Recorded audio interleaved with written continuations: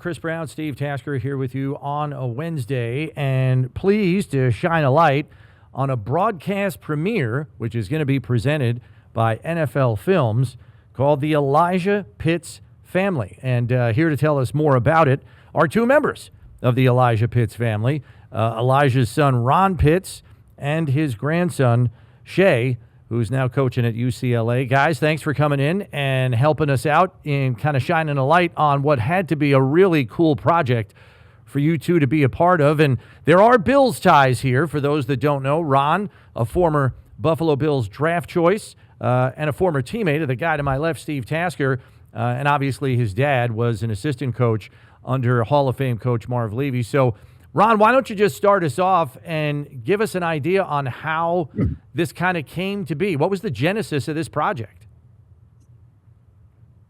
Well, I mean, there was such a football connection in the family, right? You know, starting with dad as a player and then a long time coaching in the NFL and in his years there in Buffalo. And then with my boys playing and myself playing, and I think they just wanted to tie everything together. And there was a lot of synergy there, a lot of good stories, and a lot of connections. So I think that was what it was about, and I think it culminated with Dad being admitted into the Hall of Fame this past year. So that was he was submitted or admitted in as a contributor. So that was big, and that just kind of put a nice bow on this whole story. And one thing that gets lost in all of this, and Shea, you're living proof of it. I mean, how generational it's been with your family. I mean, Eli, and I know your dad, Eli, your grandpa, Shea, scored the first rushing touchdown in Super Bowl history. He was the first guy to run across the goal line. There was a passing touchdown maybe before that, but he was on that Super Bowl team with Lombardi. Then Ron comes along. He's a draft pick, plays for the Buffalo Bills. You guys are you and your brother Lee are also involved in the NFL as well, and you're in UCLA coaching. This generational family is really, I mean, it's got to be really special to be a part of. Yeah, no doubt. I think that's the thing. When I stopped playing football a couple years ago, it was like did that whole NFL training thing, didn't quite go through, and then it was like, all right, what's to do next? And thought about working corporate, but I'm like, you know what? There's a lot of opportunities that thankfully got degrees in school that allowed a lot of opportunities to happen. But I definitely knew, like, in order to be fulfilling and what I want to do had to be involving football, not just because of the family, but that's because it was something that I want to do and something that would feel good. So that paired up with the family, I knew football was going to have something to do with what I want to do in life and something to do with how I want my future to go. And just looking at how the family lined up, I'm like it just naturally lined up that way and happened. So I think it's been pretty cool. And hopefully I think the coolest part, obviously, dad played, grandpa played is really cool. But the things I like to look into is like, what was my grandpa like as a coach? Because that relates directly to what I'm doing now. What were his philosophies? How did he manage his room? And I think just looking at guys like Thurman Thomas on Twitter, who tweets about my grandpa about once a year and says something about him, that's kind of the impact that I want to have on people and look into stuff like that. So that's been cool. And just one day I hopefully talk to Thurman and be like, so what was he like as a coach? What kind of things did he do that made him a good coach, so I can try to mirror those things in what I'm doing now? So I think just being able to take that pass and put that into my future has been pretty cool. Well, let me tell you this, Shea. Thurman and Kenny Davis and those running backs in that room worshiped the ground Eli walked on. They loved him. Yeah. And so did the rest of us on that team. Loved him to death. He was a sweetheart of a guy, great coach, and a very no-nonsense, cut to the chase, exactly what football players wanted to hear. He was a beloved member of Marv Levy's staff, no question about it. Yeah. I know you guys obviously were interviewed for this project, but you really haven't seen a whole lot of what NFL Films has ultimately come up with respect to the final cut. Ron, what are you looking most forward to seeing? Because NFL Films archives are legendary. I mean, you might see some footage of your dad as a player that you've never seen before. That's a great point, Chris, because NFL Films, boy, they are so good. They'll make you cry. That they'll pull out, and the way they put things together. I mean, they're award winning. Everyone knows that.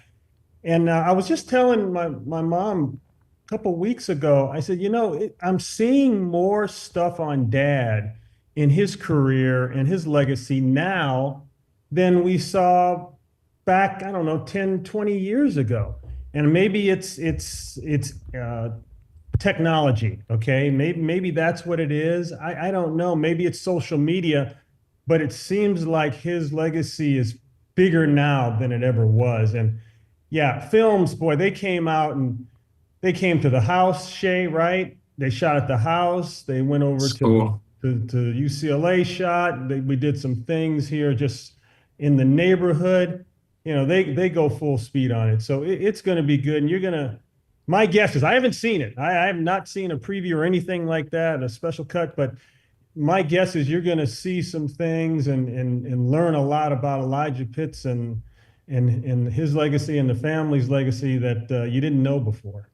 Yeah, and it comes on tonight, FS1, and then it'll also be on NFL Films, YouTube, NFL Facebook.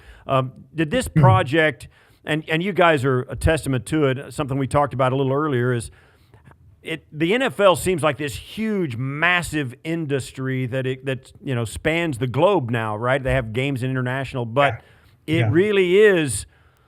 I mean, there's a network there that it really feels small when you start talking about a legacy like your father's and all the lives he touched, the guys he coached, the teams he was a part of, and now you, Ron, you remember the Bills, and Lee, your time, or Shea, your time, just how small the NFL and football really is, because they only really play it in one country, and you're living in it, right? I mean, it's your dad must have touched a wide swath of lives throughout the world we call the NFL.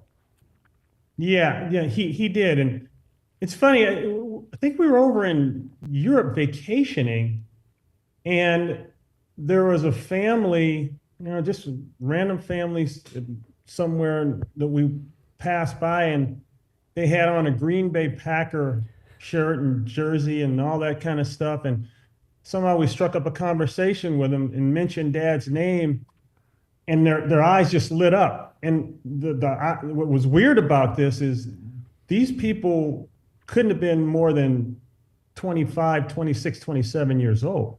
Right. So you're saying, wait a minute, you guys weren't even born when Elijah Pitts ran across that goal line, right? You guys weren't even born to know the Bart Starr, the Lombardi legacy. So I think that kind of speaks to what we're talking about here. There's more information out now on social media. People are embracing that history, that culture now more than any. Shea, I know you were a fellowship coach with the Packers. Yeah. What was it like to go where, your grandpa played? I mean, that, as we know, that's hallowed ground in the National Football League. You got to be a fellowship coach there, before you moved on to other places, and now at UCLA coaching. What was that like to kind of coach in the place where your grandpa was running touchdowns into the end zone?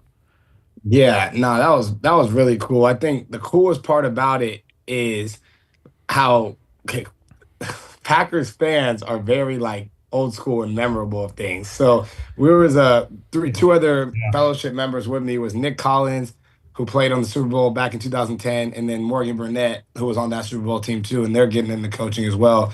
And we're walking into the practice field, and you just see them two just getting swarmed by Packers fans.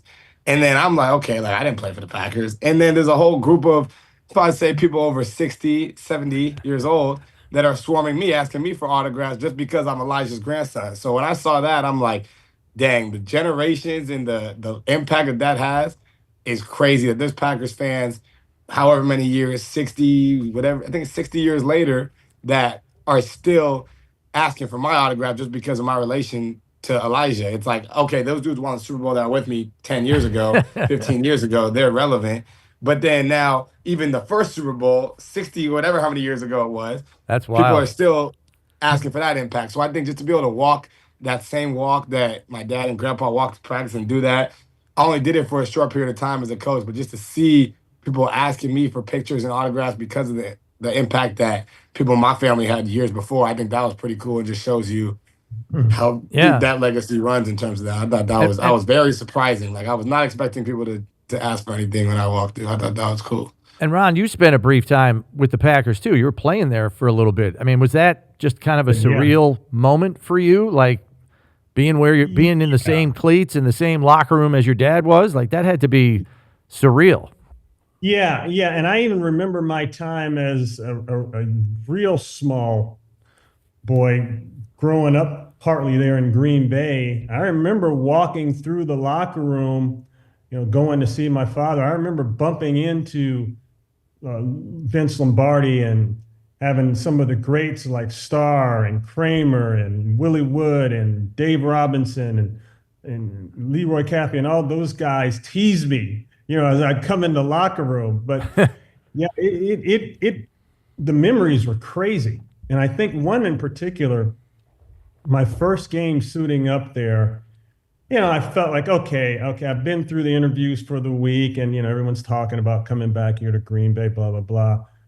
And I said, yeah, it's just another game, I guess. And when I walked down that tunnel, then it all changed. It was a very surreal feeling because to know this is the same tunnel that, yeah, Dad walked down and some of the greats in the game that we talk about walked down. So, yeah, it's definitely a special time.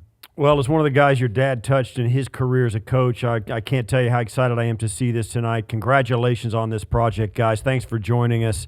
What a gift it must be for your family, and I hope you get a chance to cherish it.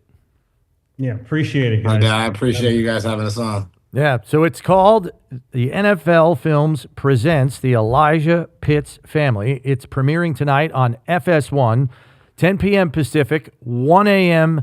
Eastern Time, and then it will re-air on the YouTube channel for NFL Films and on NFL Films' Facebook page Thursday, December 18th at noon. So be sure to check it out.